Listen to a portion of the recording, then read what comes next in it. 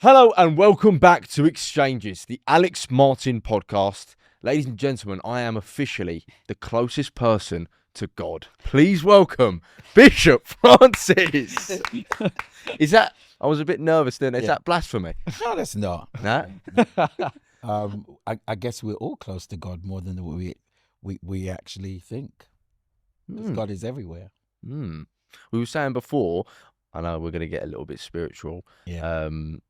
We want to get to, this is a bit of a, this is your life. We want to get to know you a little bit. Okay. I'm also looking for a bit of education from you. Because Right. we were saying before, I do believe in God, but I'm not quite sure what God is. Yeah. I don't know what I believe in. I believe there is someone somewhere looking after me, Yeah. watching me and judging me, and someone that I should fear. Okay. Fear is a strong word. Yeah.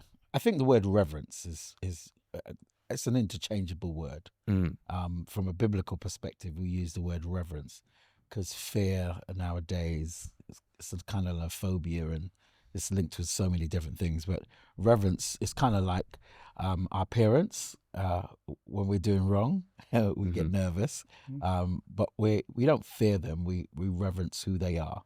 So I think God is that kind of person that we reverence. My mum went to a very strict convent school, and Yeah. she in that strict school, she realised they were controlling them with fear. So she actually went the other way and didn't push religion on me at all. So I kind of found it another way. Yeah, unfortunately, religion is the thing that has been used for fear, for slavery. Yeah. Let's not deny that. That's how powerful that whole thing is, that people can use, like anything, they can use something that's attractive and then turn it the other way, which ends up not being good. That's my problem with religion. It's all man messes it up. It comes Yeah. from a good place, but it's man's ego. Yeah, because man always wants to control. I mean, if you look at church history and look at the Bible, Jesus was a revolutionist. He was the person who went against the grain, against the establishment. But religion now has been trying to be the establishment. And what we're seeing now is a revival taking place within the country where people are now embracing not the fear of God, the love of God, which is a completely different thing. So we're not doing things out of fear. We're doing it, man, because I love you. I love you because of what you are, who you are, what you are to me.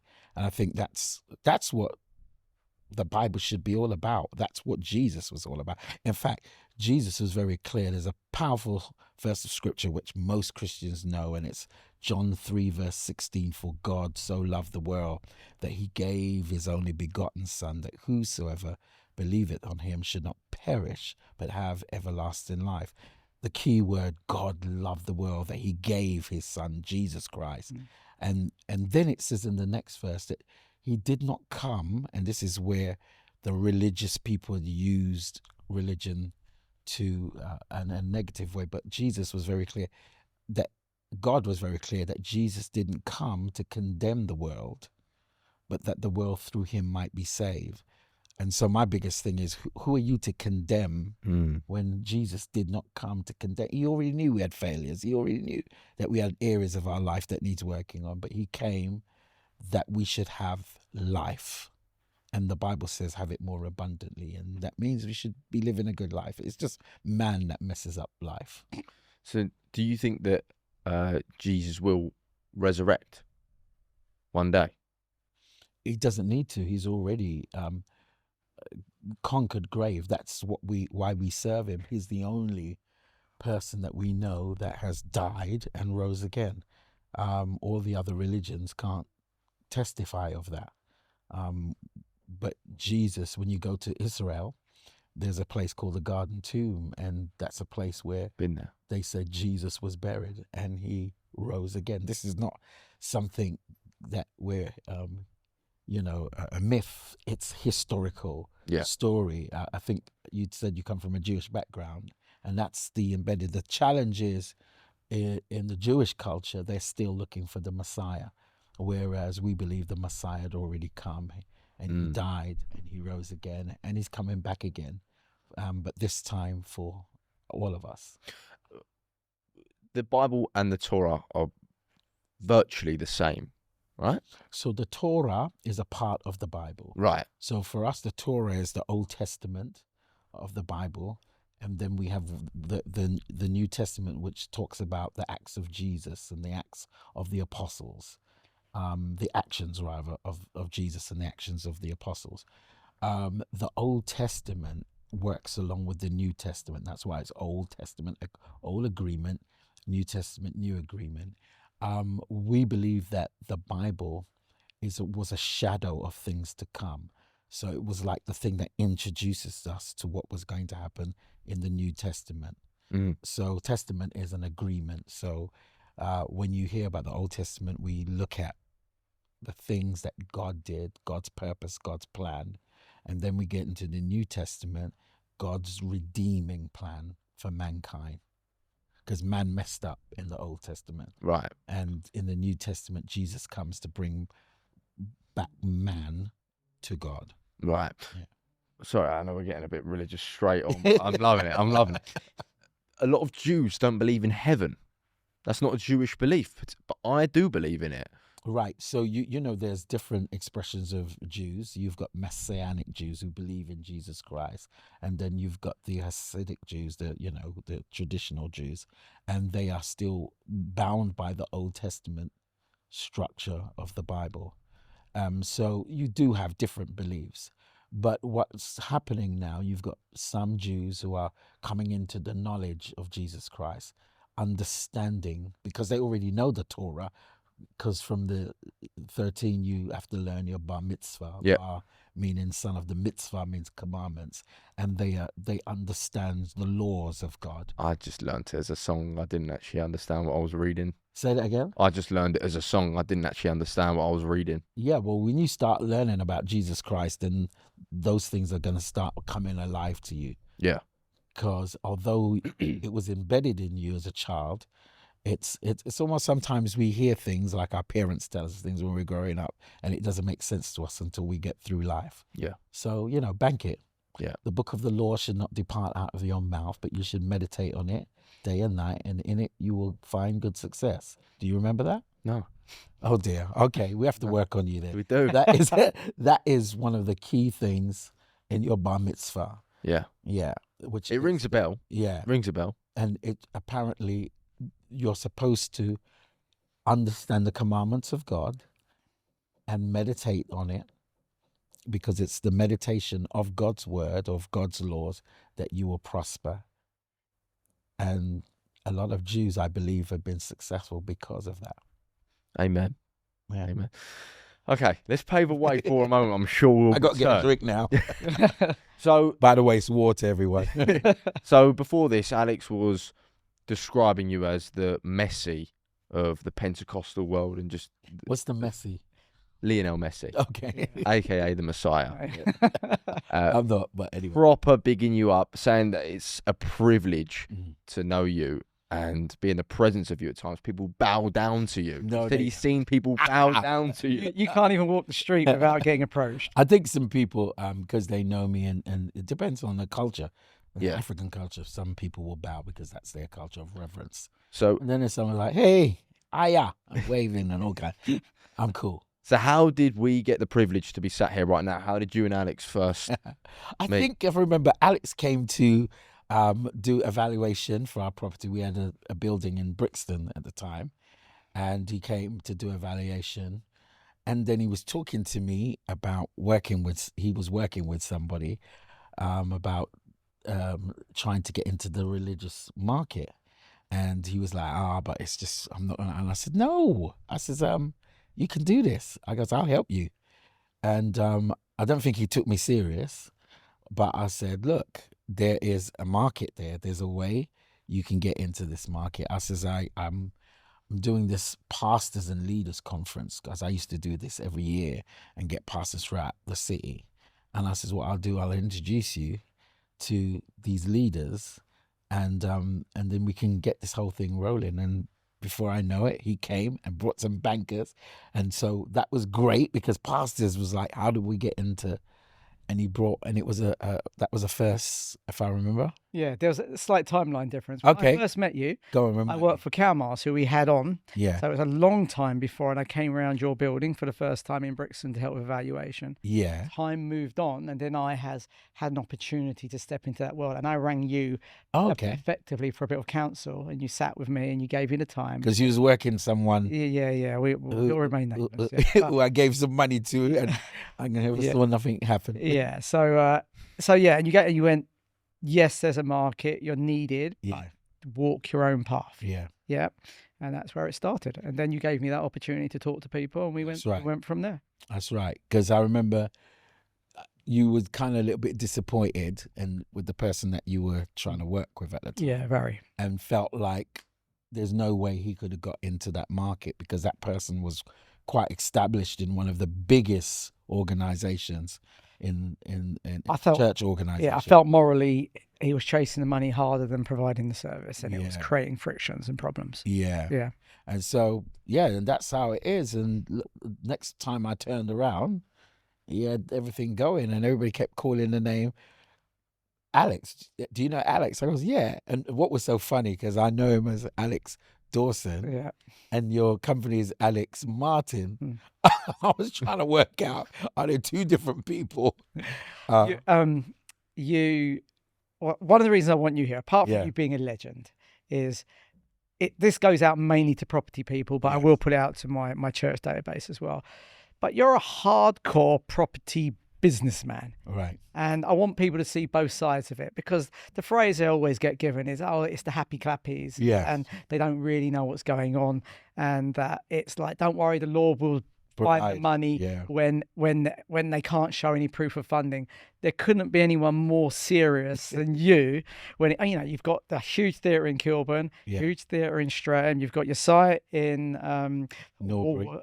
Walthamstow, then you've got your site, which is Yeah. a massive development. How many acres is that site in Norbury? 24 plus acres. Yeah, of it. 24 acres in Norbury. Yeah. You mentioned 24 acres. acres. That's Texas. Yeah. Yeah, compared to, because it's hard to get that kind of land in central London. You Yeah. just told us you're doing something in Dubai. Was that right? Yeah, Yeah. yeah. I mean, and I know you're always traveling. So you are, and I've sat and negotiated with you, or you've negotiated with me, and I'm like, wow, this man, he knows his stuff. Yeah. And you clearly got other businesses going on. So I want to learn about that. Well, I want to tell you, I am fascinated about houses and properties. I like property programs, to the point that my wife used to say, John, you've watched this already. And I was like, have I? Because I've been watching, I would be sit there glued to the TV. And then when I go to the States, Yeah. they have their own ones, and HGTV or something like that. Yeah. I'd be sitting down watching properties. And I think what happened was, when I first bought my property, and when I say my property, because I'd lived in a place before, got repossessed. That's another story. And then miraculously got my county court judgment wiped off, because I bought a property, it got into receiver, etc. You know how that works out. And then afterwards, I got another property, and then they tried to come after me. But what happened? I got a legal person involved, and they had missed the time within a week. Would Okay. you believe it? Of where they could come back and try and claim the money that they said I owed off the last property. So all of that was very intriguing to me. How old were you then? That must be years ago. That's let me see, probably 25, Okay. something like that, when all of that happened. Yeah. How old are you now, if you don't mind me asking? I nearly said something stupid. I'm 60, gonna be 61. So. Oh, are you really? Yeah. I was going to say lower 50s. Yeah. Thank you. Yeah. Good Yeah. compliment. Yeah. But yeah, Right. I'm Yeah. definitely, that age. So excited about properties, would be watching properties. Love to see things developed and what have you. So I would literally do that. Then when negotiating, as I said, getting back onto the property market was a very difficult thing. finding someone who would literally lend us the money. I had the deposit, but I need someone to lend us the money. And but because I would tell them the truth, look, I had been repossessed, and they were finding it difficult to lend me money, even though when they looked at my records, it was clear. Yeah. So, but I found someone that said, hey, we'll lend you money. And I said, I don't want you to lend me money, and then I'm in a situation where I'm paying high interest rates and what have you. And he goes, no, we look after you. He says, I've got a lender. And so that was the beginning of the first thing, and then got this house by probate and got it developed. So instead of sort of being a victim in this scenario, you more took it as a lesson and wanted to learn how all of this works. Yeah, definitely. And again, because the property was on probate, for the families was dying to get rid of the property because it was gone on for so long. Again, that's another thing. If you know anything about negotiation, you have to find yourself in a place where you're ready, and then the seller is ready to do the deal. And so, of course, I got a property, a nice 7-bedroom house for such a great deal than really what it was worth. And then by the time I renovated it, it then put the value up. Whereabouts was that? That was in Croydon. Nice. Yeah, and more, shall I say, is Selsdon more than Croydon. Yeah. You know, he's a Croydon boy. Yeah. Croydon, I love Croydon, but yeah, I moved out of there, unfortunately. So you're a bishop. Yeah. But I understand there's pastors, and then there's reverends and prophets, rabbis. What is the difference between all of those titles? Okay, so in the sort of Anglican, you've got vicars, priest, okay, but in the sort of Pentecostal charismatic, we have what you call pastors. It comes from what we call fivefold ministry. And when I say fivefold ministry, these are ministries that that's spoken about in Ephesians: apostles, prophets, pastors, teachers, evangelists. The word pastor comes from the word pasture. It's an agriculture term. Okay. Where the person who looks after the pasture. Yeah. And so most leaders of the church in our establishments are called pastors. And the Greek word would be shepherd. So they shepherd and look after the flock. Interesting. Yeah. So then you got pastors, and then you got evangelists. These are people who have the gift to bring people to church. Evangelize. That's why the word evangelists comes from. And there's angel in that word. No. Evangel. Evangelist. Okay, sorry. Yeah. No, angel. Oh, and then you got pastors, evangelists, teachers. These people break down the word that the ordinary person can understand. Apostles is someone who's been sent. So these are and prophets are someone who has a gift, normally a gift that they can speak about. They can foretell your future, and they can sometimes speak about your past. Are they legitimate? Yeah. We've got people who are legit, and they will tell you stuff about yourself, and like, whoa, how do you know that? So is it God or someone talking to them? It's God. It's God. It's a gift that God gives to them to speak into your real prophets. There's people who has a gift of called word of knowledge or word of wisdom. They can tell some stuff about your past, but normally a prophet does more than that. They also declare what's going to happen in your future based upon what God tells them. And they're 100% legit. Yeah, I know. So there's some that is funny, by the way. You got to be careful. Yeah. But there are people who are. You see them on Brighton Beach quite a lot. Oh, really? I don't know. Tarots. No. Oh, tarot. Complete. That's of those people who do that. They work from a familiar spirit, a spirit that's. Let me not use the word familiar. They use another spirit that's not of God. Okay. You said you got a story. Yeah. So with a prophet. So we're going back 15 years or so, and I was in a semi-darkish place. I was just split up. Actually, before that, I met a pastor who I really liked. Yeah. Okay, and he was a Peckham boy, and he was as down to earth had a little bit of street about him in some ways. I was like, oh God, but he was professional, and it's like he could have just been my best mate. But he believed in God, the faith. Why won't you say his name? Okay, Yeah. don't worry. All right. Okay. All right. I won't. Yeah. Yeah. I was chatting to him. I was like, I got him really well. He could be my best mate, but my faith is a bit different, and we can chat about that another time. But the strength I saw he had, I go, man, how can you believe in the creation of the world in 7 days? All this, it's just, it's to me that's BS. I believe there's a higher power, but this whole thing about it's Jesus Christ, I read the Bible cover to cover many years ago, and it was very useful. It was like a good book of rules, but I couldn't believe all the words in it. I just thought that's man giving man good guidance by parables. I hope I'm not going to insult you here. I'm listening. Yeah. So I was telling him this, and he goes, I believe it. And I was like, really? And I saw the power and the strength it gave him. So I went on I'd gone abroad, and I come back and lying on my sofa at 2 a.m, jet lag, couldn't sleep. And I went, mate, give me a sign.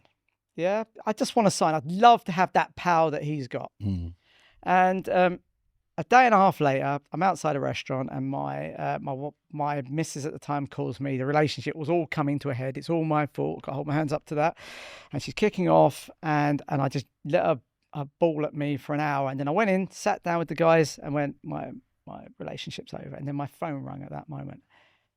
And it was a pastor from a church in Greenwich. And he rang me, and I thought, weird time. I went, hi, sir, have you got your funding through then? He went, Alex, shut up. We've got this prophet over from Ghana, and in the middle of the service, he's just pointed at me and said, who's Alex Dawson? What? Yeah. He goes, who's Alex Dawson? And he goes, well, he's my property guy. Go ring him now and tell him everything is going to be all right. So I'm ringing you just to say everything's going to be all right. And I was like, all right, wow. I met him a couple of weeks later, and he played it for me on his iPhone. Only the voice, only a sound recording. And there were 300 people in Greenwich praying for Alex Dawson. Exactly the moment I'd split with my missus.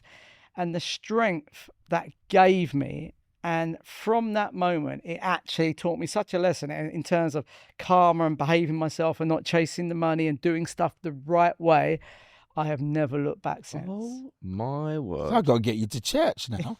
I didn't know all of this. See, all this time we've been talking, the hand of God has been trying to get a hold of you. And I actually have a very strong faith. I still have an issue with man and religion, and I'm going to say Jesus Christ. But in terms of, because my big thing that bugs me, if I were born somewhere like in Nepal, and the word of Jesus Christ wasn't put in front of them, and they live their life properly and well, in my opinion, God hasn't got an ego to say you can come into my side. But the pastors I speak to, they always say, no, unless you accept it's Jesus Christ, you can't get through those pearly gates.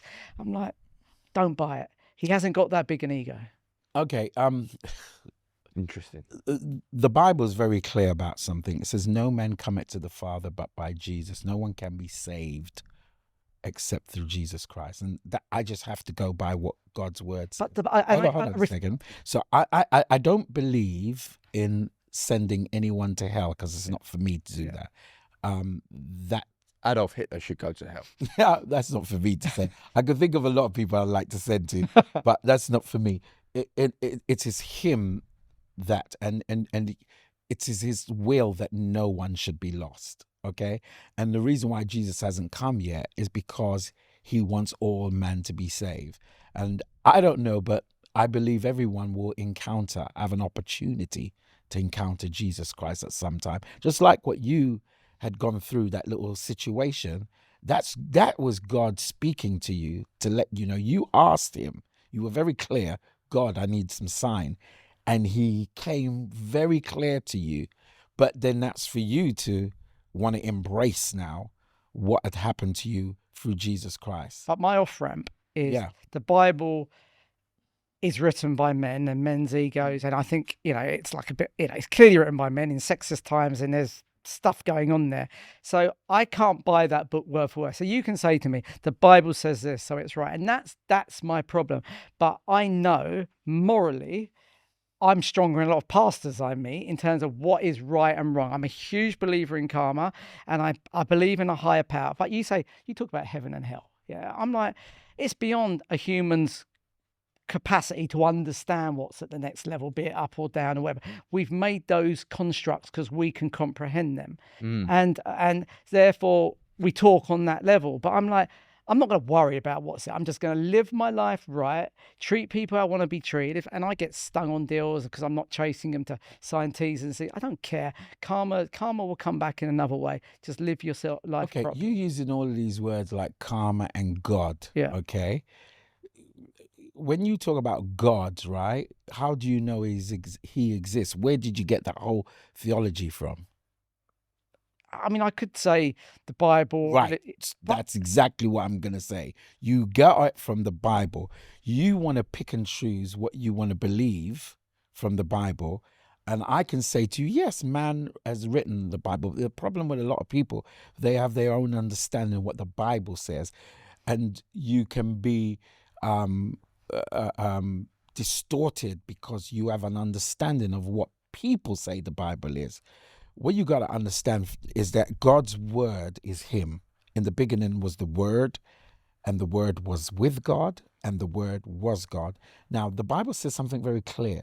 It says the letter kills, but the word gives life. What does that mean?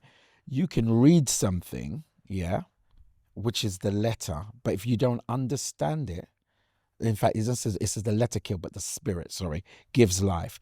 So there's the letter of the word and there's the spirit of the word. So one of the things that you've got to look beyond what you read and understand what is the spirit. The same thing they say about law. You've got the letter of the law, but the spirit of the law. Yeah. I'm talking from a legal term.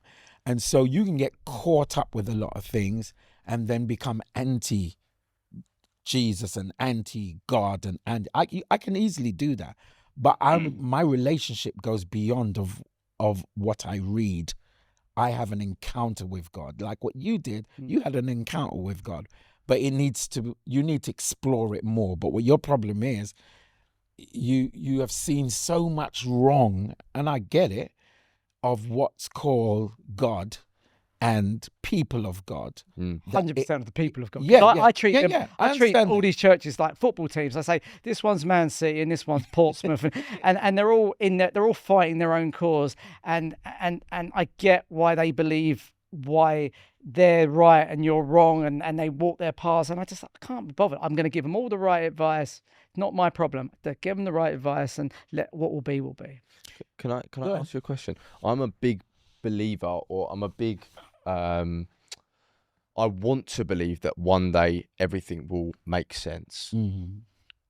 What I can't understand is why babies are born with cancer, or why innocents are being bombed or don't get a chance to live. I don't get that. I don't understand why they've been put into this planet if they don't get a chance to live. Whose decision is that to kill a baby from cancer? Okay, so there's different levels of conversation when you say things like that. First of all, we have been put on this earth here. God created man to take dominion on the earth, and dominion means to dominate, rule. The Old Testament talks about when he created man, he gave Adam the opportunity to name things, and he says whatever he named, it became. Everything was good when God created, and this is why redemption is important. When we use the word redemption, to be redeemed, Jesus comes to bring back man to God. Man has messed up the world. Man has done wrong. Even with our sicknesses, the Bible talks about, and if you still hear a lot of herbalists tell you that there is a herb for every sickness. There are things that you can find to heal, but you know why, the reason why they're not doing that. They make more money out of pharmaceuticals and stuff. So there's a whole corruption that goes on in the whole of the world. Now, you're going to ask about, well, what about the child that just came into the world and what have you? What you got to understand is we're born in sin. Everything is shaped in iniquity. This just whole world is in a mess. And sometimes God allows someone to come into the world, and then he allows them to be taken out of the world. But the truth of the matter is, there we believe another world after this world. So when we're like thinking that's the end for somebody, it's the beginning of life and peace for someone else. Right. Right. That's a nice thought. Yeah. You know, we talk about heaven and what have you, and the Bible, the good thing about redemption, of us being redeemed, is that there's coming a point where we won't need this body anymore. And we won't have to fight cancer. We won't have to fight. There are people, you hear stories of people that they went to heaven and they tell you what heaven was like. And when they came back, they didn't want to come back because they realized, whoa, this is completely. And sometimes I think some of the things that we're fearful of, like death, yeah, death is for us as Christians a transition to another life. But for someone who has no faith, death is the end. Do you fear it? No, Just why go should on. I Not fear it? at all. No. So I all right. So I you've think- got I think family around. what- If you lose people, I think what my challenge would be about Yeah. death is leaving people who I love. Mm. I have my mum, she died, my dad, I miss them, the void. Mm. I've lived with these people, I had a relationship with, so that's where all of that mourning and sadness comes Yeah. from. But the Bible tells us that's going to happen, and but the Bible says that blessed are those who mourn, you will be comforted. So when we use the word fear, death, I think there's this. There gets a time when we have a little bit anxiety, but then when I go back to the Word of God, I know, you know what, this is what we are living to die, or living to live again. Yeah. For us. Yeah, I don't fear death at all, but I do Mm. fear not living. Oh, that's great. And I guess I'm the same, because I think while I'm here for a purpose, Mm. and if I don't fulfill that purpose, why am I here? Have you got more levels? Because you're a superstar. Definitely. so- I when you say stop using superstar, just me. You know what? People look at other people because they've attained some stuff and not realizing we're all the same, but we just haven't found our niche yet, found the next step. Because what happened, I've lived so many lives, yeah? So I don't know if you know, I was in the music industry. I started out, you look on YouTube, I had a choir, gospel choir, sang with Madness on Wings of a Dove, got to the charts on that, sang with George Michael, all the big names, everyone in the music industry, I was involved. That was my first life. George Michael. Yeah, I could. That's a list of many. I could name out a lot. Drop more names in that. I used to. Then that was my first life. Then I was hosting a gospel show on television, London Weekend Television. I was paid as a presenter from London Weekend Television. I was on back in the days. Saturday Night Live. They used to have this.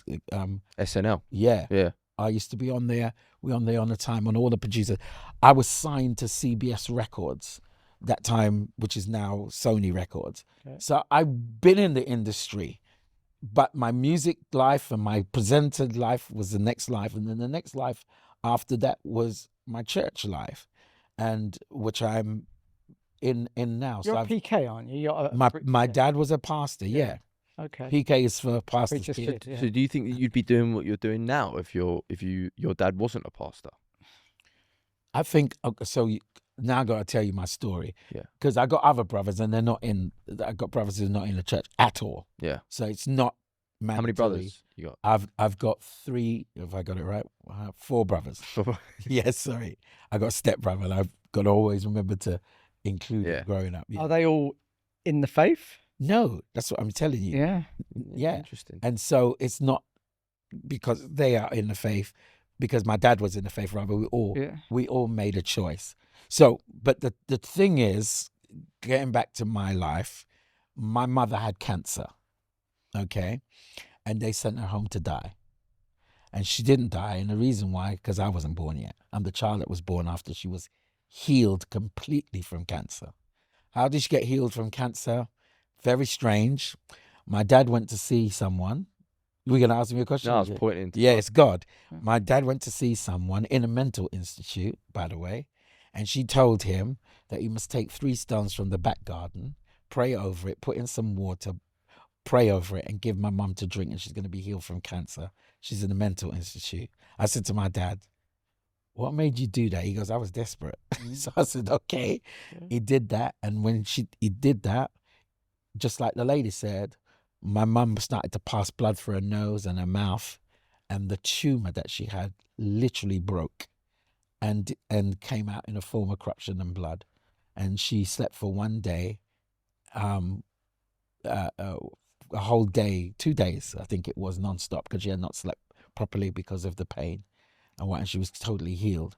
When my parents went to America to migrate from this country, they moved to Florida. You have to do a medical. She went and got a medical in order for her to get a green card. When they did the medical, the doctor came back and says, I could see that you had some kind of operation in the base of your skull at some point. She goes, no, I've never had no operation. She goes, yeah, I can see the where the operation was. She goes, no, never had it. It was God that then she got an opportunity to say what happened. So I grew up as a child being told that I'm here for a purpose. My mum got healed for a purpose. Here's the funny thing. They said that when I was my first steps walking somewhere, I found a Bible, and I used that Bible as a balance to walk. My first steps was the Bible, and that was from that day. My parents said there's something different about a child. Even when she was carrying me, you asked me earlier on, do I drink any wine? I said, yeah, I don't drink no wine. That was her instructions when carrying me, that she was not to drink wine, not to drink coffee. Not that there's anything wrong with that, but that was her instructions from God. So I grew up being the child that I'm here for a purpose. My mum had cancer and she got healed. And so I'm not just an ordinary person here. So when you grow up with that in your head, were you the youngest? Were you the last? I'm the last, baby. Okay, yeah. And before me, my sister, the doctors was trying to abort her because my mum had gone through so much in her life in terms of the cancer, and they were concerned that my mum was having this child at a later age. Yeah. So when you have that mindset and you come into the world hearing all of this, nobody can. And what used to happen, just talking about prophets, I remember going to a church at 7 years old, 7-something years old, and a guy calling me out and telling me everything I'm about to do or everything I'm doing right now at the age of 7. Saying, you're going to do this, you're going to do that, this is going to happen, this is going to happen. What's the most prominent sign from God you've ever had? What do you mean? I get signs all the time. But I mean the prominent, most where like Alex's story, where you just thought, wow. I know you're obviously a believer, but just where you felt his presence the most. Was there a particular time where you? I think I could talk about. There's a lot of times I felt his presence in church, and I can go over so many stuff. Have you ever actually felt him? Right. So I'm going to tell you. Funny enough, the one that comes to mind is when I bought Brixton building. We needed some money to renovate, and you got to understand. This is not just long after Brixton riots, everybody's settling down, but there's a lot of drugs on, and most of the people who were coming to my church were street people. They were all street people. A lot of them didn't have money and everything. And I needed £150,000 to start the construction of our building a balcony. And £150,000 was a real lot of money back then, even though it's still a lot of money now, but it was a real lot of money. And a friend of mine turned around and said, look, why don't you just challenge people to give 1,000 each? You got 150 people giving 1,000 each. And for me, I was like, God, I can't ask people for that kind of money. What if they ain't got it? And it's like, look, if they ain't got it, haven't got it. Just try. So I said to God, I said, all right, God, if you want me to do this, I heard of this lady, she said she worked up 5 o'clock in the morning and she would pray. And God wake her up. And I was like, all right, God, you're going to have to do this to me. You're going to have to wake me up at 5 o'clock in the morning. And I promise I'll get dressed, wash my face, and I'll go down with these envelopes and present them to you in prayer. I'm in the bed lying down. I heard someone say, "John," and then touch me 3 times. And I turned around and I thought it was my wife. And I knew it was not her. She was way out and snoring and everything. Well, breathing heavily. And I was like, who touched me? And then I remembered I asked God that if you're going to do this, if you want me to do this, do that. So that's one. When you, funny enough, you did this. Yeah. And it actually brought shivers down down me, because I just went into that moment where that was, because you asked me a question, what was the most, when God physically, and that's the one time that's happened in my whole life. Oh my God, I think I'm feeling now. Unbelievable.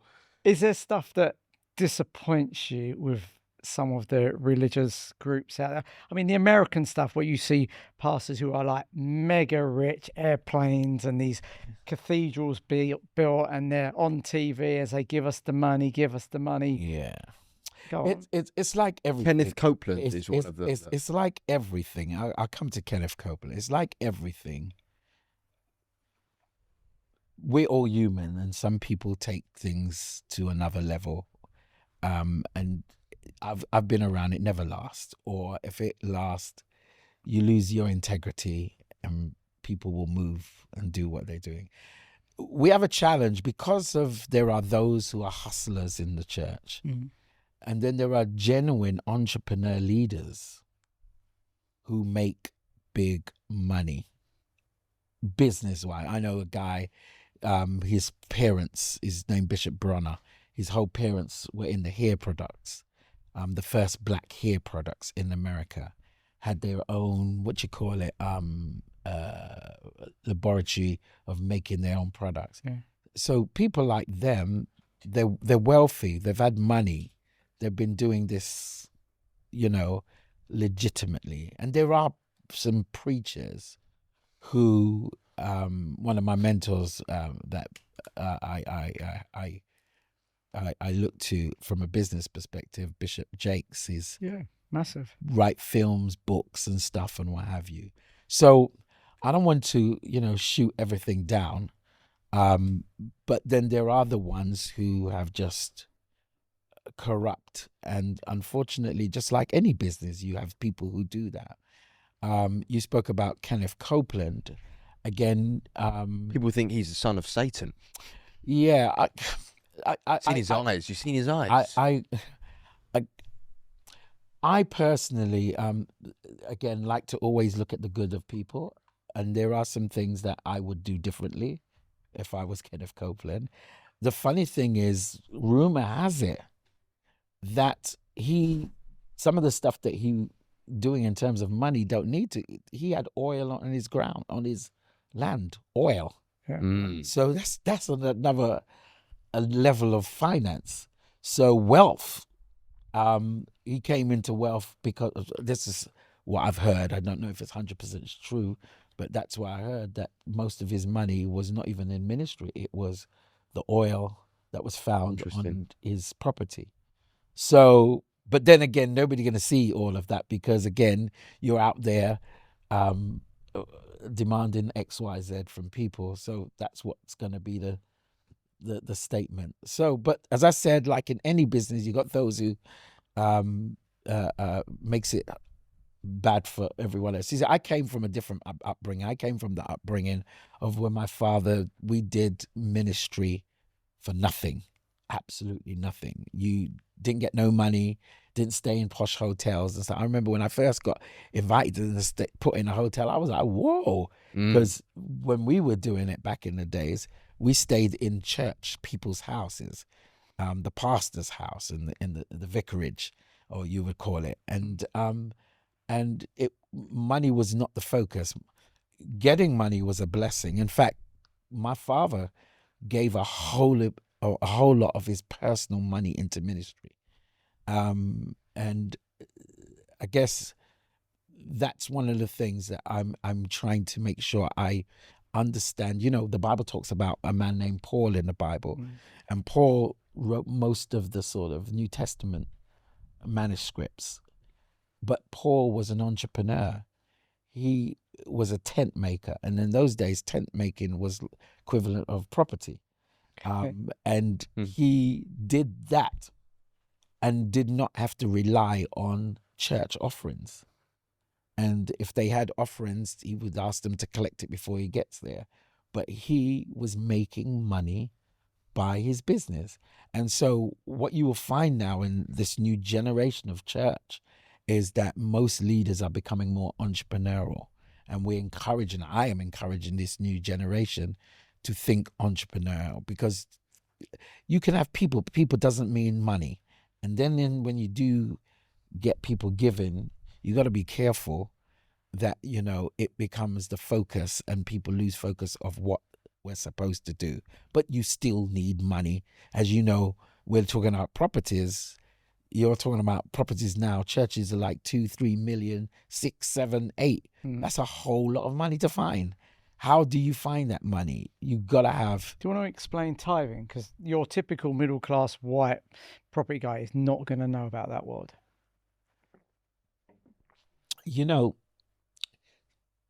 Tithing is a biblical thing, and then there's now in the Christian world a lot of arguments about that, whether we should do that. But if you speak to a Jew, speak to a Muslim, they understand about, if you're going to serve a deity, there's an offering that must be given towards the whole of that church structure or the mosque or what have you.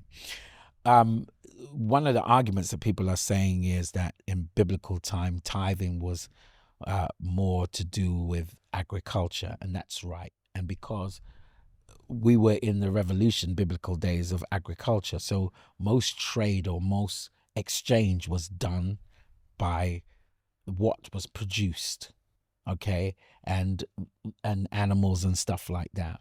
But then, just like in every time we go through different types of revolution, so after the agriculture became the industrial revolution, so that's where a lot of money was brought in, trade was brought in, and then after that you got the technology, and now we're in the AI revolution.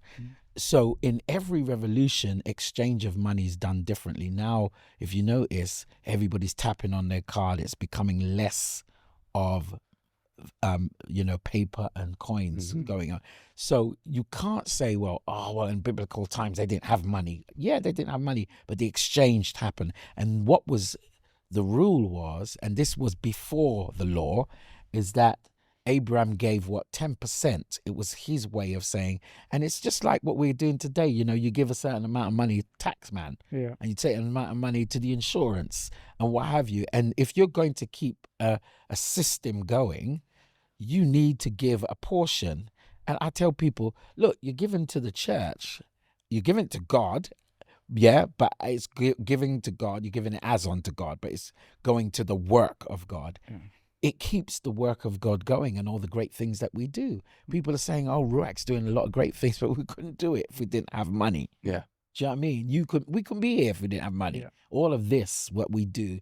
And so just like in any institution, any structure, I tell people, listen, your giving doesn't just help you, but it helps the next generation. It helps the community, because what we're doing as a church. Now, if I'm going to be crooked as a leader, which is very difficult now because the government's clapped down on a lot of stuff, but if I can be a crooked leader, just like a crooked bank manager or a crooked businessman, I can use that money for all the wrong things.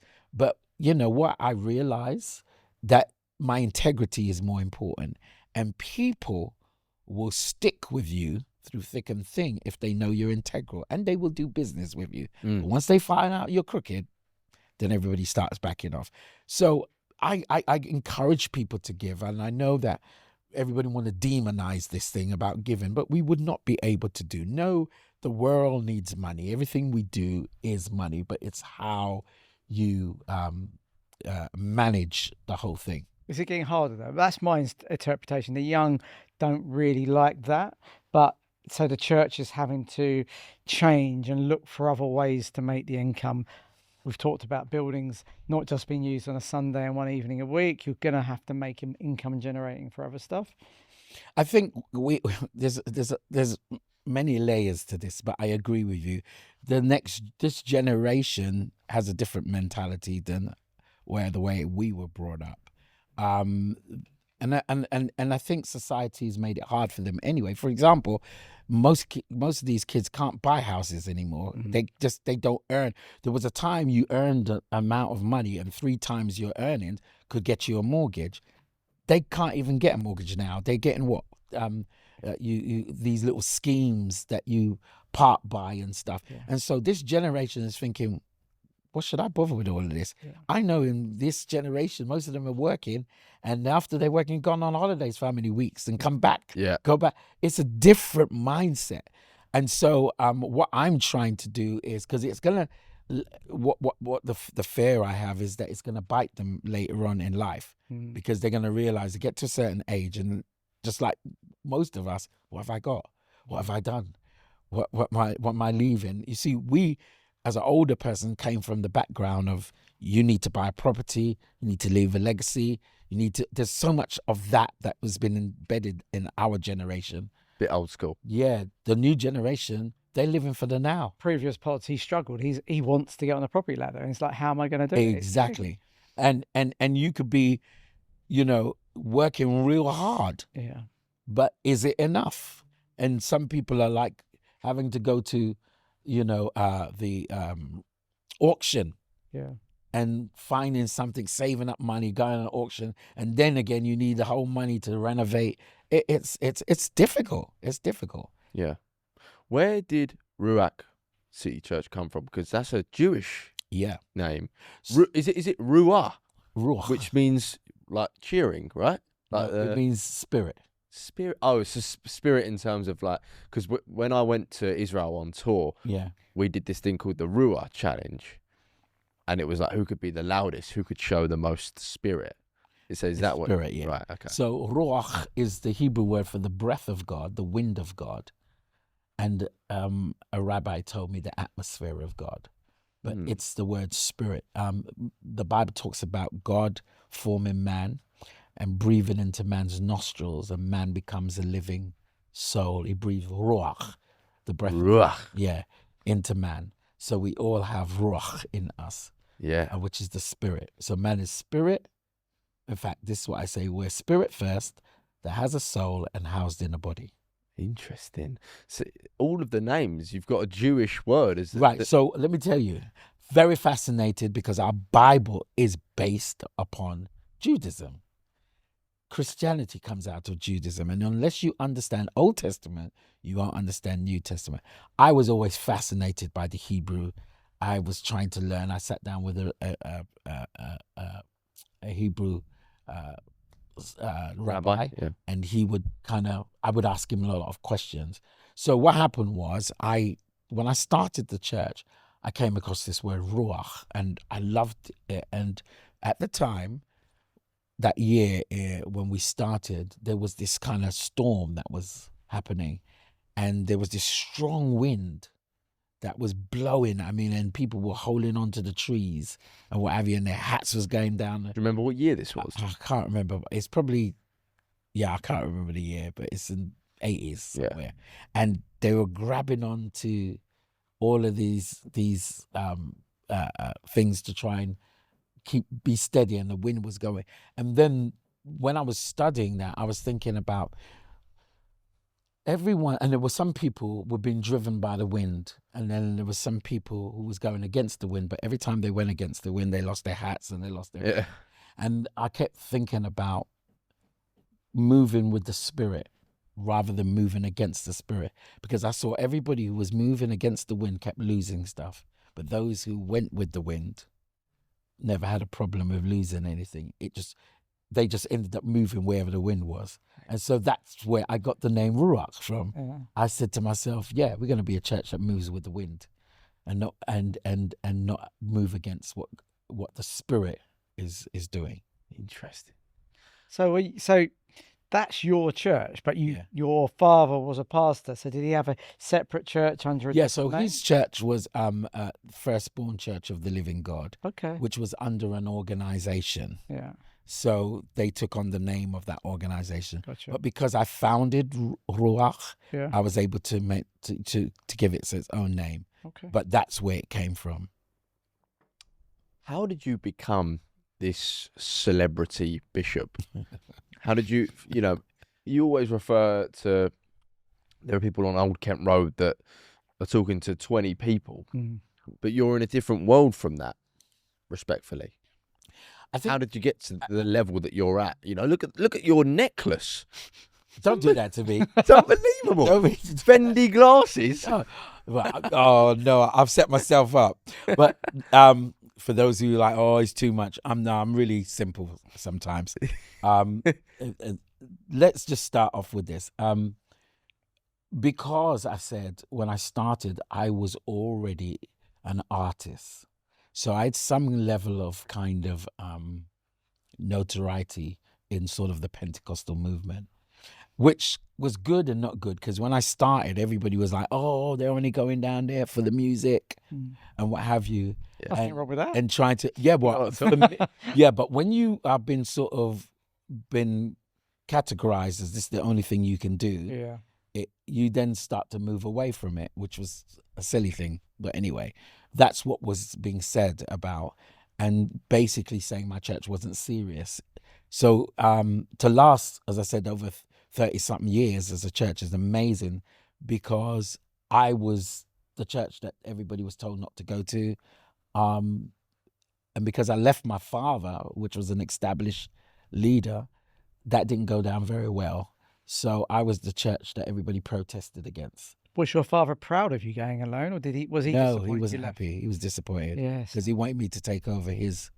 But on his dying bed, he changed his mind and said to me, I bless you, and I believe that, this was God's will. He goes, what I wanted was you to take over my church. But I can see, because before he died, I ended up having as many or more people in my church than what he had. Right.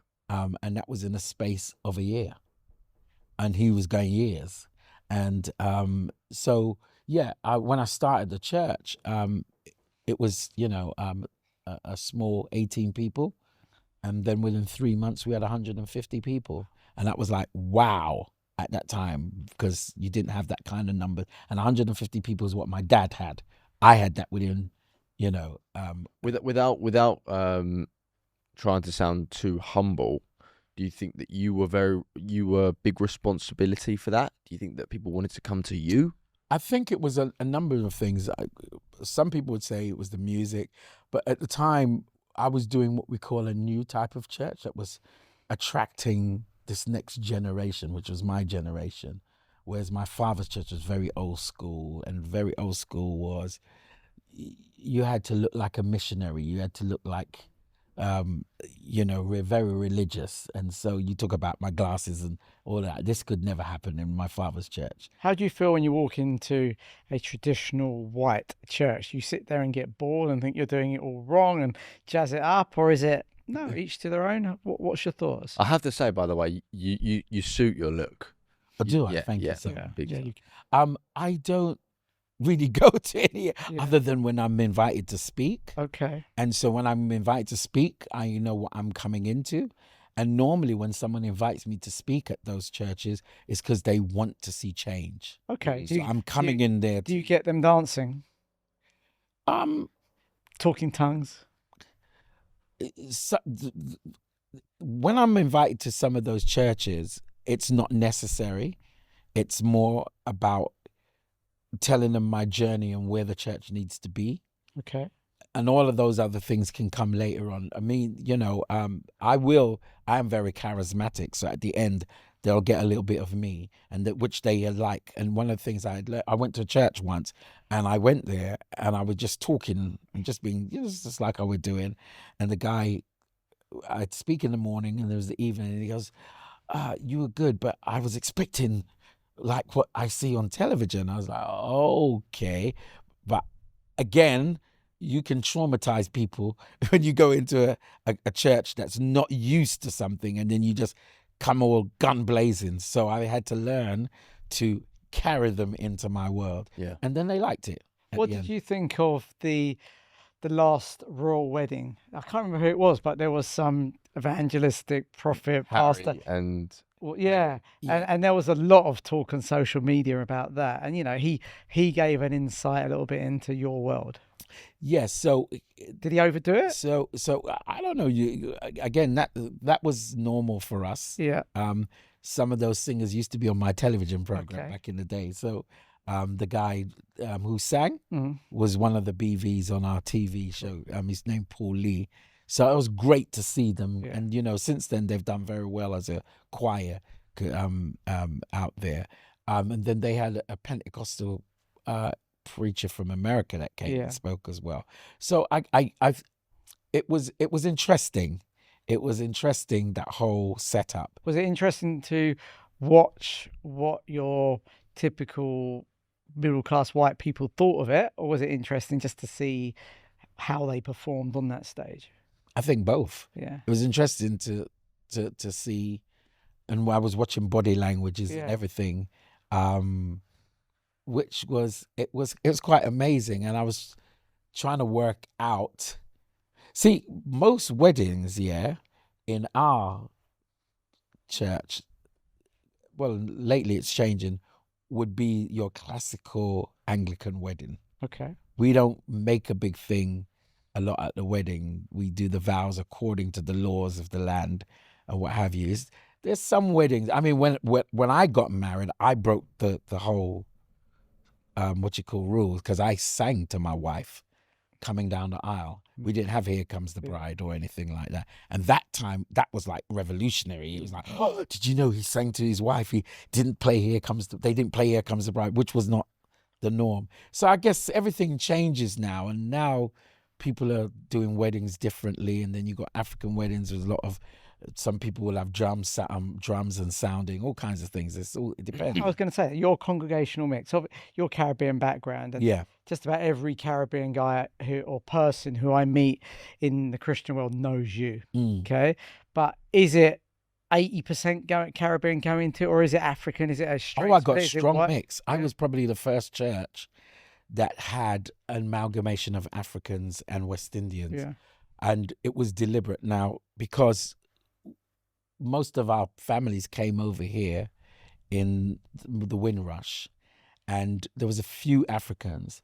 And then when the African migration came in, there's a lot of history, because they said it was we West Indians ended up in the Caribbean because the Africans sold us out. So there's all this, there was a great strong division between West Indians and Africans. And I remember my friend Pastor Nims, I kind of sat down with him and we were having a conversation, what is the divide? And we said we wanted to change that.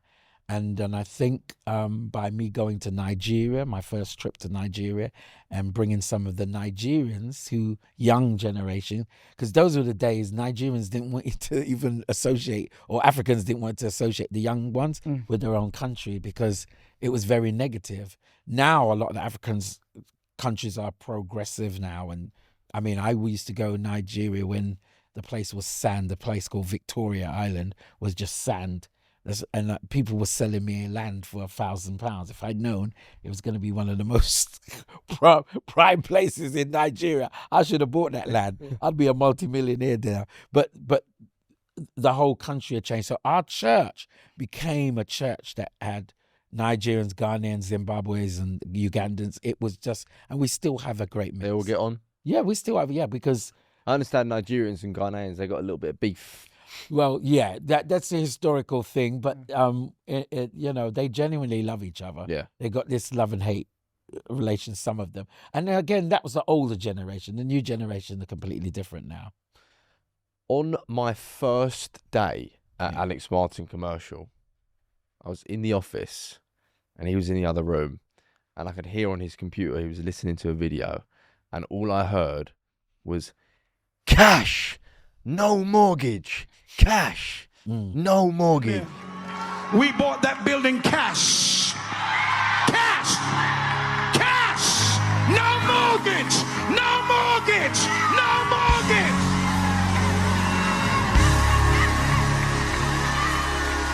No mortgage! And he was so excited and he loved it. Streatham. Yeah. You mention it quite often. I do. You love Yeah. that. Yeah, it's an amazing deal. I'm very happy about that one. Talk me through it. Talk me through. Well, I helped we're you. here. Yeah, I mean, it was a tough ride at moments, but it was always meant to be your building. And when you got it and secured it, it was fantastic. And actually, you've become, with certain sectors of the property market, a little bit of a meme because they all logged in to watch your service, Right. and you went cash no mortgage, no mortgage, and everyone's got Unbelievable delivery. So there are other deals that happen where they buy a cat and they will ping me a WhatsApp say cash no mortgage. What was so great, as you all say, I'm very much a business person. As I said, I was into properties, and when it came to buying our first building, which was Brixton, and it was a warehouse, I went to our bank at the time to ask them to lend us some money, and they were like, "Ugh," and I just couldn't get. And I was like, why I'm not getting a response? So anyway, at the time we had an organization called the Pentecostal Credit Union. Now, the Pentecostal Credit Union is a credit union that started by West Indian people. We used to do this thing called partners. This is how, when black folks came to this country, the banks would never lend us any money. So what happened, my parents had this system called partner system, where they had a whole lot of people who would join their money every week. And at the end of the week, say you got 20 people giving in, at that time it was like £50 each, and you got all of these 20 people, so you got what that makes it that many hundreds of pounds, 2,000 in it, or something, 1,000. Yeah. But the point is, everybody be given, and then at the end of the week, someone gets a draw of the whole money, and that's what they did in order to buy properties. Those days, properties was like £1,000, £500, and what have you, and then £5,000. You know, we're not talking about the crazy prices like that. And that's how West Indian folks. So out of that came forth the Pentecostal Credit Union. So when the bank turned me down, I didn't want to lose this property. In fact, we bought it in an auction. Okay, and that's another story, because developers was buying everything around there, and I managed to get the one building that we wanted in the middle.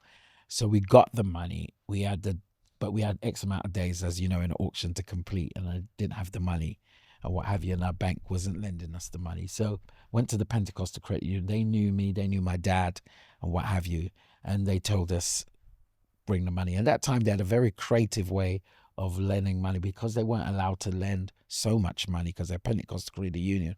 What they did, we had members who would put, like if we had a certain amount of money deposit, we put the money against certain people's name, and then they could loan us the money based upon that. So we were able to buy that building. Then all of a sudden, my bank manager calls me up and said, because he saw all this money going in the account and all the money coming out. And he was like, what's going on? What's going on? I goes, yeah, you know the building I asked you money for. He goes, yeah, but I didn't say we wouldn't lend you the money. I goes, yeah, but we wouldn't have got it. I've been asking. You didn't say yes, and what have you. So he goes, okay, so what we're going to do is whatever deal you have with Pentecostal Credit Union, we'll better it. I said, no. He said, no, but I'll give you a better deal. I goes, no, out of principle. I says, they lent us the money, okay, and you guys wouldn't lend the money. I'm not going to remove my money from them. They're making their money, and that's our institution. Yeah. You should have loaned us the money. I goes, but by the way, I got a building in Birmingham that I want to buy, and so if you want to lend us the money, they put the money straight in our account. And I was able to buy that building cash from the money. It wasn't even a mortgage; it was a loan they gave, and and that was the beginning of our journey. So we bought this Brixton building for 350,000. This is like how many square meters? About 26, 27. Yeah, I had 20 plus, property, and bought for. And then what happened was I'd been looking at this theatre. Streatham Theatre for years. When I'm talking about years, I'd pass it, speak over it, talk over it, and everything. It was never available, and it was just there. It's just like a big billboard being underused. What was he had to drive before? There was a bingo hall, A bingo hall, but yeah. literally vacant, Vacant. and only like 2,000 square feet being used at all, just sitting there. Wow. Like it's like the Mary Is Celeste. it like listed? Yeah, totally. Yeah. It's like walking around a West End theatre, but not being used for 30 years. And so what happens is, by the time me and Alex are friends, anything comes to mind, he's like, oh, I'm looking at this building. Do you know anybody? He'll call me up, and he calls me up and he goes, I need you to do me a favor. Could you write a letter? Because we're trying to buy this building and what have you, and Streatham, and could you write me a letter? Don't worry, it's just to get them. And I was like, hold on a second. That's the building I've been looking at for ages. I go, yes, I will write a letter. And plus, I'm interested in buying that building. So wrote the letter, everything. Then we didn't hear anything from Alex. I don't know. No, you did. You said they wouldn't move. It was and what have you. there was Then later on, bam, we hit pandemic. And after pandemic, I didn't even know if I had a congregation because nobody was coming out to church. I would just look at screens every day, preaching to people and what have you. And but by the way, my church was responding and what have you. And so now, he calls me and he says, the thing is available. I said, but Alex, I ain't got no money. I don't even know if I got a congregation. I can't even think. My head can't go that way at the moment. But I was like, oh my gosh, but I really want that building. So what I did was I called a friend of mine and I said to him, look, you was interested in buying my building. Are you still interested? He goes, oh yeah. He goes, but we can only offer you 3 million. I says, I need more than that. He says, that's the max we could go. And I was trying and pushing him. First it was 2.5 and I got him to 3. And then he was like, he goes, no, I need more than that because I don't want to bring my church in a situation where they'd having another mortgage because the whole of pandemic frightened the life out of me. And so, cut a long story short, when the whole thing went on, we finally, all of a sudden, one of the ladies said to me, there's the developer that owns everything around us, called us and heard that I'm selling a product. And I don't know how he heard this. It must have leaked out from the person I spoke to. And he said, look, I'm interested in buying this building. So one of the things about negotiation you'll know about me is once you know there's a willingness for someone to do a deal, it then puts you in a strong position. And so I knew I was in a strong position because he owns everything around me. And plus, like the developer is, he can get more out of my building than anybody else. The marriage. Because in terms of, the marriage and everything, because he owns everything around there. Right. So that put me in a strong position. So I just was negotiating with him. So that whole negotiation thing I did with him and asked him, look, I need to do this deal. You need a building. I need the money. I said, look, and I need 4.5 million. For the property. Now you got to understand, our property was valued last at 2.6. Yeah. And but I know he needed the building, and I needed this building to buy, and I needed to buy it cash because there's no way. First mortgage. of all, the bank ain't gonna lend me no more money. So that's right. So get ready to. We got done the deal, and I said to him, look, but I want to stay in our building for 2 years. And he's like, you're taking the mick. I says, hold on a second. And this is what you got to understand about negotiation. How does it make it good for me and for him? I said to him, an empty building is dangerous for you, okay? Because squatters get in and you're going to have problems. Who better to look after the building than us? So give us 2 years in the building rent-free, okay? Because it's going to take you at least that to get planning permission. And he looked at me and goes, oh yeah, you're right. Wow. And so you've done him a a favour. 50% uplift in the value, yeah. and he got 2 years rent in the building. You're taking the mickey. No, it's not. It's I'm joking. business. And this is what you got to understand. Let me tell you something. One of the things that we don't realize when we look at Jesus and his team, his disciples, he had a structure. He was a businessman. A lot of people don't see this side of Jesus and the disciples. Remember when they went fishing, they didn't catch no fish. Jesus turned around and told them, look, cast your nets over this side. And they cast their nets, and all of a sudden they brought in the most big fish that they've never had before in their life, to the much as the Bible says the boat began to sink. And then Jesus turned around and said to all of them, from today you ain't going to catch fishes. Come and be fishers of men. And the Bible says these people walked away and followed Jesus. Question, what would make them walk away from their business and follow Jesus? Can I tell you why? They made more money than they ever made before in their life. They became billionaires in one day. That they had made so much money they could walk away. And I'm going to tell you my proof. When you look at Jesus' structure, who was on his discipleship team? He had a treasurer. Why would you need a treasurer? Unless you got some money. That was Judas, remember? You got a tax man. Why would you need a tax man? Matthew was a tax man, because if you're running a business, you need to know how to deal with tax. The whole of that team that he had were people who understood business. I didn't understand why. Tax back then.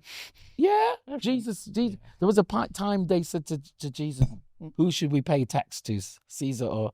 They did not have HMRC back They then. had tax. Tax has been around for a long time. Wow. Tax is something kings used to do, and when they didn't like the people, they overtaxed them. It's something that's been.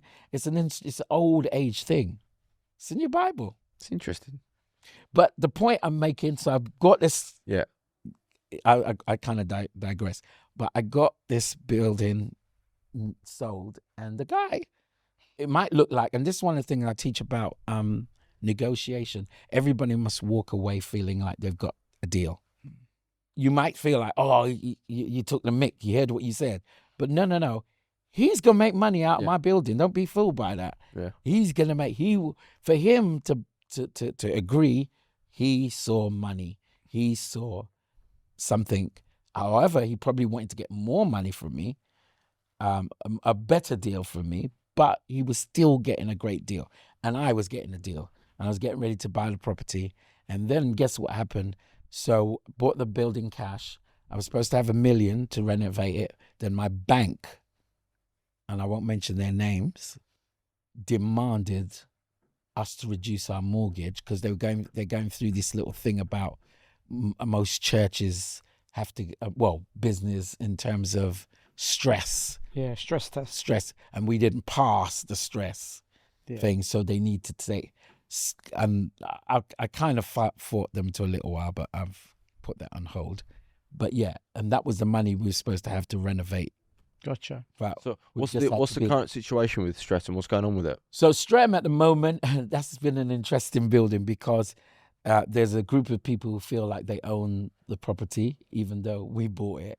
And it's a very sentimental, historical building. And so there's been a bit of a issue of us being there. But you got to understand, I've been in Lambeth, I've been in South London for now 30-something years. Before some of those people who are making noise, we've helped situations in that area. Some of the MPs and councillors, we have put them in power, and they know we've helped to help them. So it's a bit tricky, but we're going to get. Do you want to use this as an opportunity to sort of send a message, maybe to there's a lot of people watching as to why you'd be the Ruach, the best custodians? Yeah, well, we've been in the area doing great things. We've met the challenges of our community, and at the end of the day, I think everybody in this area of South London needs to know that we are there to stay and to help build our community, and we don't have a problem in our building being a part of the community. Them using it because they think, oh, we don't want them to use it. I says, yeah, use it.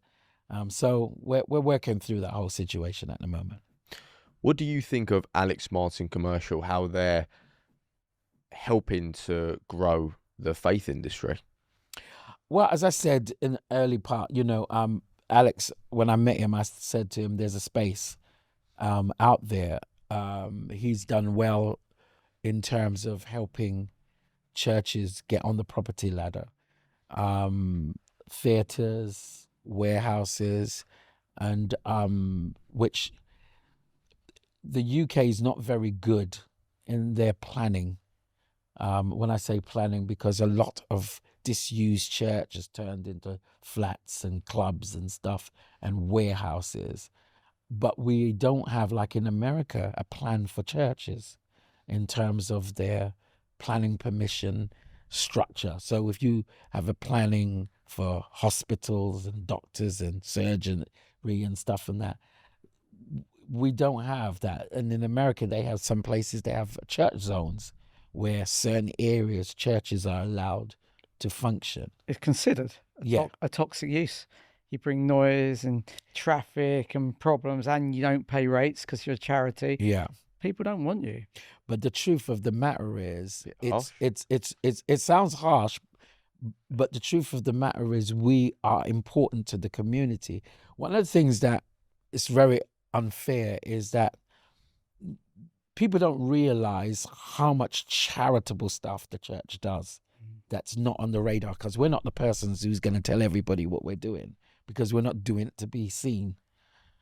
But if you take, like, for example, our church was probably the first church in the country that did food bank. We didn't even call it food bank back then. And why did Seriously? we do it? Was because I had a lot of ex-drug addicts, ex-people off the street coming to my church, and they were asking us for money. And I couldn't trust them giving them money because I didn't know if they were going to take the money and buy drugs. Yeah. So what we did, we set up this food bank, and we called it Kanoya then, which And again, sounds a bit Jewish. Kanoya was more, it means fellowship. And so what we did, as you can see, I'm so much into the Hebrew and the Greek. So what we did, we brought these things for clothes, food, and everything. This is 30 years ago, before austerity. And we were helping people, but nobody ever knew about that. And we weren't ever singing a big thing about that. We'd go on the streets every Tuesday and feed the homeless, You're the original Marcus Rashford. whatever you want to call it. But for us, it wasn't about, and what I'm saying is, and I'm not the only church, there was churches that was and still doing stuff that is absolutely helping the community. Yeah. But we never get credit for it. So when they're talking about where I can give we control the moral compass of people's life in the community by the things we do, because when they come to church, they stop doing some of the evil things they were doing, stop coming out of gangs and all kinds of stuff. So one of the things is that they need to understand life is swings and roundabout. Where you lose one end, you gain another end. And let's be honest, most of our buildings now are being soundproofed. That's not a problem. Yeah. Soundproof is not a problem.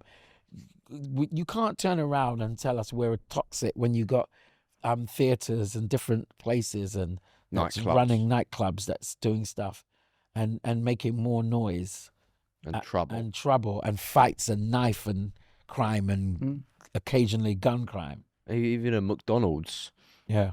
that causes problems as well. Well, here's the thing that I'm quite shocked about is this 24-hour gambling that's happening throughout all of London. There's a lot of gambling The hippodromes that and all that. sits there 24 hours. And the people that are going in there, the people who are messed up financially and what have you, and as soon as they get their financial help, they've gone straight in there believing they're going to win something. It's a and disease. then it becomes an addiction. Yeah. Is what you're going to say, I think. Yeah. Do you fear anything about the future of this country? I get quite upset when I see that a lot of churches specifically are closing down and being turned into mosques because no one's going to church anymore. Well, there's a revival taking place. It's been said that there's a lot of people now, and millennials and Jay-Z's are turning to God. So there's a religious thing moving. But the problem we have is sometimes some of the... Okay, so when I say this, we have a lot of churches now, a Church of England that are turning charismatic, which is great. And then they, just like everything, you got the good and the bad and what have you. And I'm sure Alex will tell you there's people galore looking for church buildings.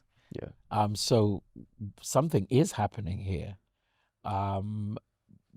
But of course, no one's taking this thing seriously like they used to. Yeah, yeah. I want to reinstate as well. I don't mean that in any offence to Muslims. I mean, it's great that they're building new mosques, but it's disappointing that so many churches are closing down when Alex has got people every day wanting to open them. It's a different type of ministry, as he's saying. Yeah, It's your old school, traditional, white, yeah, dry. I don't know if that's the right word, but that doesn't pull people in. It's right. You look at the likes of Hillsong. That's very charismatic. Yeah. But that came from Australia, I believe, and that was more white based. But you got Holy Trinity Brompton as well. That's which is Anglican. Yeah. But they've got charismatic spots all over, and they're growing real big, and what have you, and doing very, very well. So there are some great things going on. With the Muslim world, it's quite different. The Muslims have been strategic in political places. And this is the thing why you see them building places, because they have political clout. They go in an area, and when they go in the area, they really become stick councillors together and what have you. And this is where you get the access for properties to be. It's not just that. They don't need bank funding. They get their I was going to funding get alternatives. It's a big lumps of donations, possibly Definitely. coming from abroad. And if you've got a seller who hasn't got any bias to which route it will go, and you've got one party offering £1 million cash, another party offering £1 million via bank funding, they're going to take the cash. It's a guaranteed deal. So that's the other part as well.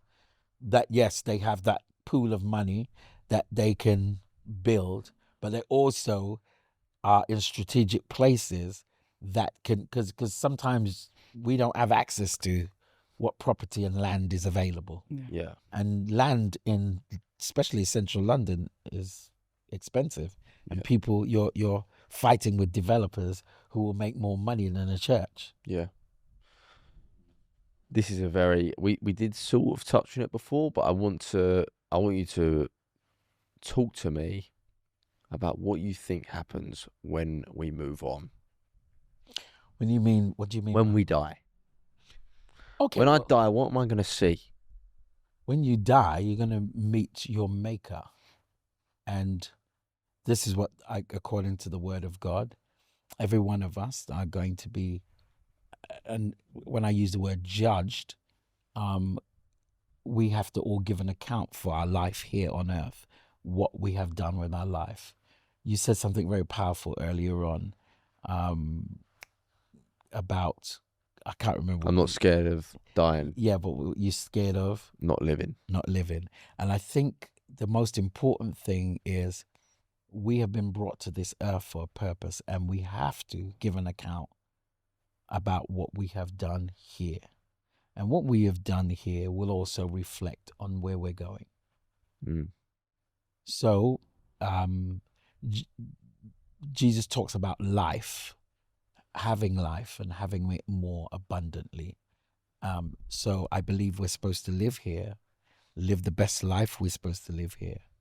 And then there's an afterlife for those who live. So my grandpa died before I was born, and my biggest regret is not meeting him. Do you think that I will see him? And what's he going to look like? Is he going to look like what he did when he died, or is he going to be in his prime? And will he know who I am? Well, I again, you're asking me a lot of unknowns. What I can say is that the Bible tells us that we will have a glorified body, will not be the same. There's clues in the Bible that we would be able to know each other. We should know each other. So to answer your question, and I've heard stories of people who went to heaven and described family members to their family that they saw in heaven. Yeah. When you say that, like near-death experiences where they were... Yeah, out of the body experience where they officially died. Like during surgery or something. Yeah, officially died and then was taken away. Resuscitated. And then in the moment of them being taken away, they had this experience of going to heaven, seeing people. I've heard people clearly described their family members, and they were like, there's no way you would know that because you've never seen them. Yeah. Do you know what I mean? There was a kid called Colton. Do you remember the little kid that went to heaven for, I think he was there for 8 minutes, and he saw Right. Jesus, and he had like a purple sash, and he saw his parents never told him, but they had a miscarriage before he was Right. Oh, born, yeah, I think I heard that story. and he met his sister that was never born. Yeah. And he never knew that, and I can't remember her name, but he said like, "Who's Tracy?" And they're like, "Tracy, yeah, Tracy, my sister." And they Yeah. were like, "What?" Yeah, and he said he met her. Yeah. But you can't make that up. Exactly. There's things that basically people are, when it comes to life after death, there's a lot of things that the Bible says that sounds a bit far-fetched, that now people are looking at and saying, wait a minute, there's unanswered things here because this sounds like it's true. And the problem is everything for us always have to be based on a scientific thing, but science is God. Science is God. The word omni or science, omniscient, omnipresent, and it's all God. Science is God, and I think we understand in part certain things, and the more you study and the more you get to know, it becomes clear. But one of the things I was telling my church, because sometimes we read the Bible and we forget that what we're reading in terms of Jerusalem and places, they actually exist. We're not talking about something of a fairy tale story. This is a story of places that exist, and people lived before us and experienced things, and you can't deny. And some of the things that are found in Israel and in different places are proof that the Bible can't be lied. There are things that actually exist. Yeah. And I think sometimes people fail to acknowledge that. Do you think I had a really, really good question. So my mind has just gone blank. Do you think that religion is the power of all evil? The Bible talks about religion. Religion is not a bad word. The Bible talks about pure religion. And when you use the word religion nowadays, it's confusion, because it's everybody's belief. I believe in what the Bible calls pure religion, and pure religion brings you to the consciousness of God and his purpose for mankind. Because that's what it's all about. Not what you're going to use God to manipulate me and to control me and to make me believe something. But this is the great thing. Once a person has an experience with God, not with a person, with God, changes them. Yeah. And that's where you have to move from there, that experience with God, and then experience God's word. And when God starts revealing his word to you, you start to know who he is, because he is the word. And that the Bible says that word. Here's the problem. When we think of God, there's anthropomorphic terms that we use in terms of anatomy to understand God, because we're human. But God is not man.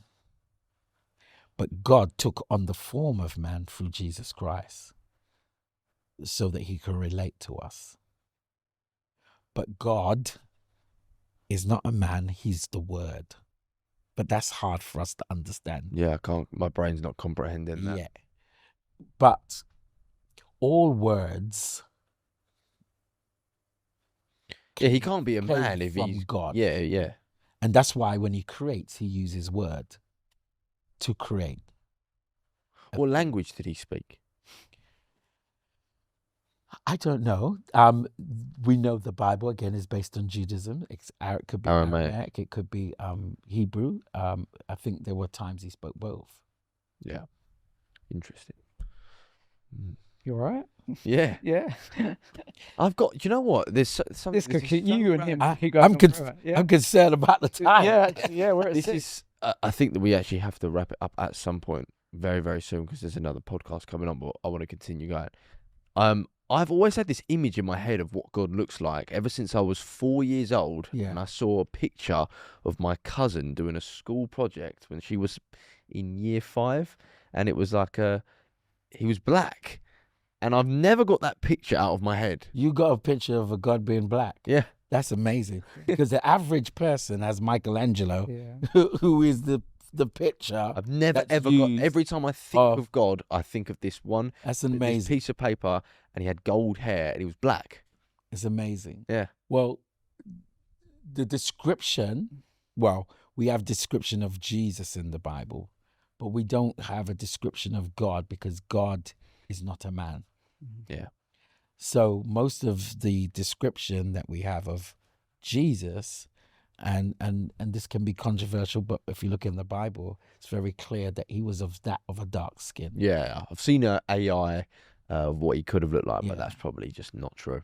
Yeah, and because the Bible speaks of his feet being as potted brass, and if you know, it's kind of that dark, shiny brown looking, and hair is like lamb's wool, and they say whose hair is more closer to lamb's wool. And if you go to Israel, you would know about this. Those lambs are not got white hair; they like black curly hair. The lambs and the, I can't recall. you can't recall. When you go to Israel, it's amazing. Most of the sheeps and stuff like that and lambs, that's how they look. Yeah. And since his hair is like lamb wool and feet like Jesus brass. was the man. wasn't he? So Jesus is the man.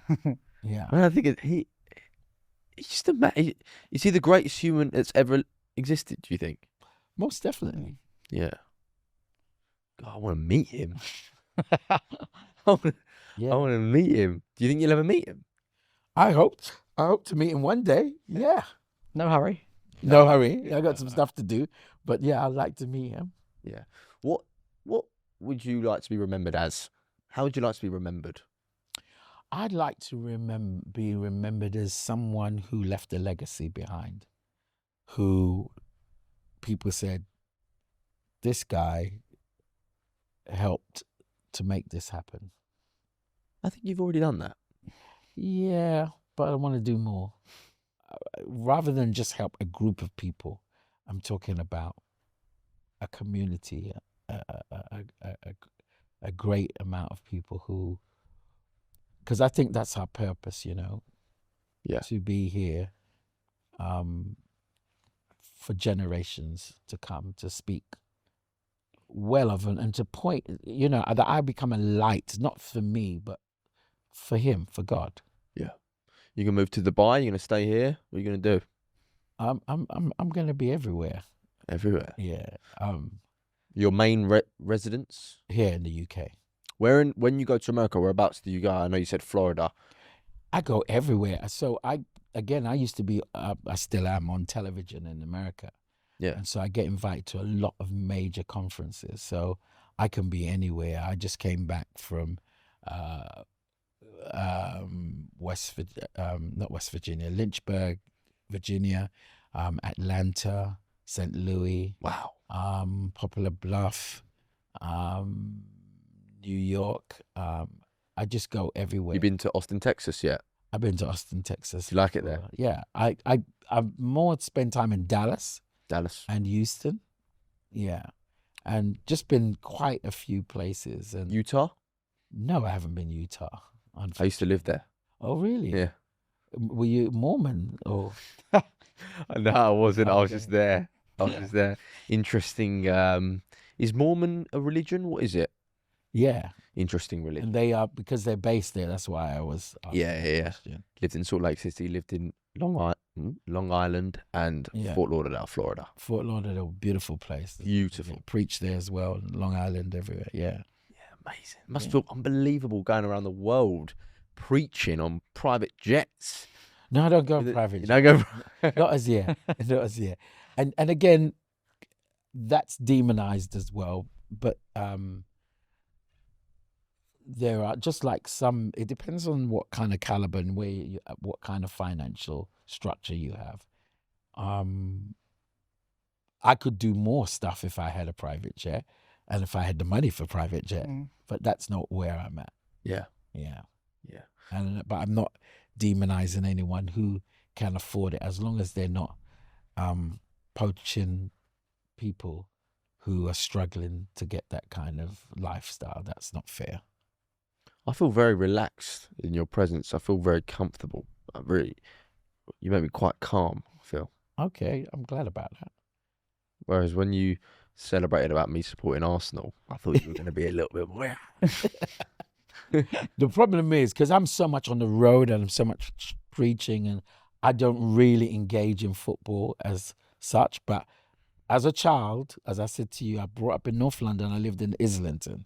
And so you either had to be Arsenal or Tottenham. Them lot. And them lot. And trust me, in my school, you get beaten up for being a Tottenham player, unless you're further up north. Yeah. But in Islington. But that, yeah. So I've always, considered myself, as an Arsenal. And when they do good, then I kind of tune in. Which is not really that often. We Yeah. do all right, but never great.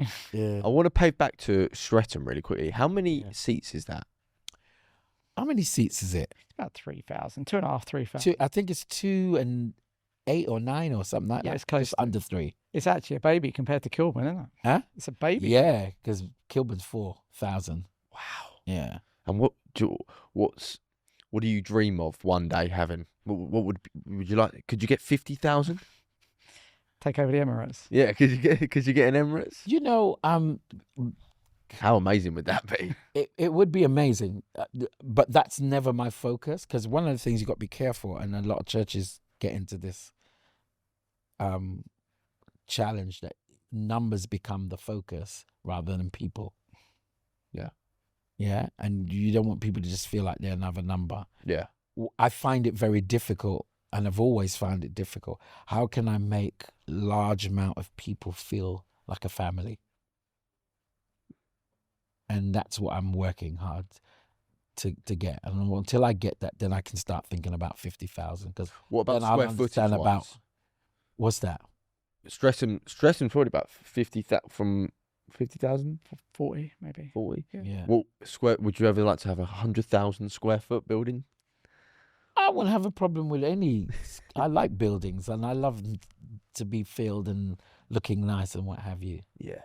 But as I said, where I am at the moment, it's more than buildings as well. When you go States, there's some big venues there, isn't there? Oh gosh, 50,000, 30, 90,000 is the biggest I've in the Sorry, is that 90,000 square feet or 90,000 people? 90,000 people Wow. in the dome Wow. where I preach. They have these big, massive domes in the States. 90,000. That's Yeah, Wembley. Yeah, Yeah. yeah. Another one. And it's really hard because when you're preaching, your voice is out there. It's a different experience. In fact, the first time I spoke at a conference that big, I thought I flopped. I thought I really did bad because I didn't get the sort of atmosphere I was expecting. And everybody was like, "You're crazy." It was great. By the time because what happened when you speak at these conferences, you have your own booth. And I had my products with my books and stuff. And by the time I got up to my booth, everything was sold out. They cleared the whole thing Wow. out. So my friend says, "Yeah, you flopped, and that's why everything got sold out." And I was like, "Yeah, but you're just being my friend telling me it was good." Because for me, it was terrible.